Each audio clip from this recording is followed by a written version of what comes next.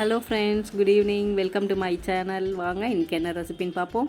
இன்றைக்கி பார்த்தீங்கன்னா அவரைக்காய் எடுத்து வச்சுருக்கேன். அவரைக்காய் வச்சு தான் இன்றைக்கி ரெசிபி பண்ண போகிறேன். குழம்பு 1/4 கிலோ அவரைக்காவை நல்லா அலசிட்டு பொடியாக கட் பண்ணி க்ளீன் பண்ணி எடுத்து வச்சுக்கலாம்.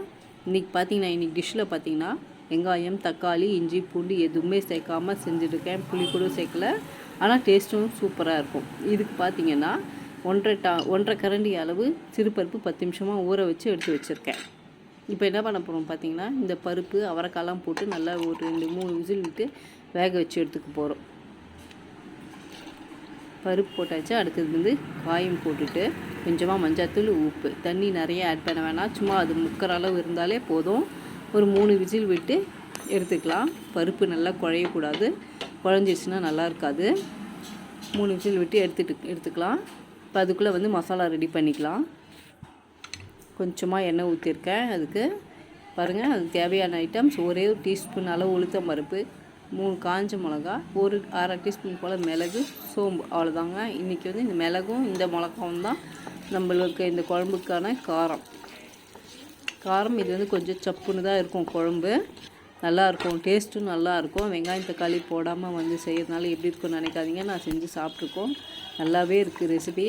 கூட வந்து ஒரு 3 பத்து தேங்காய் அளவு எடுத்திருக்கேன். அதையும் போட்டு லைட்டாக ஒரு 2 நிமிஷம் அப்படி வறுத்துட்டு அரைச்சிக்க போகிறோம். தண்ணி ஊற்றி நல்லா நைஸாக அரைச்சிக்க போகிறோம். பாருங்கள், 3 விசிலில் இந்த சிறு பருப்பு அவரைக்காய் நல்லாவே வெந்துருச்சு.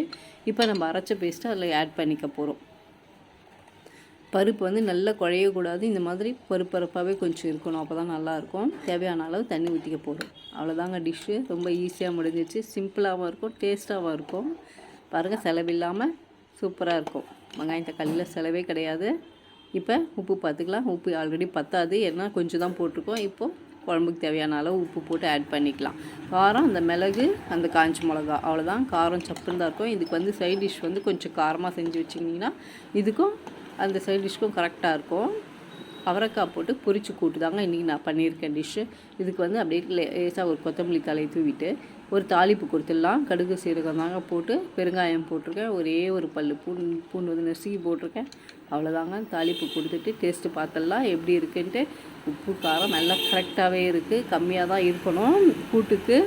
இப்போ சுட சாப்பாட்டில் கொஞ்சமாக அவரைக்காய் கூட்டு போட்டு நம்ம வந்து கத்திரிக்காய் பொரியல் பண்ணியிருக்கேன் இன்றைக்கி டிஷ்ஷு. கத்திரிக்காய் பொரியல், அப்பளம் அப்படியே ரெண்டுத்தையும் வச்சு பிசைஞ்சு உருட்டி ஒரு பொடி வாயில் போட்டோன்னு வச்சுங்க, செம்ம டேஸ்ட்டாக இருக்கும்.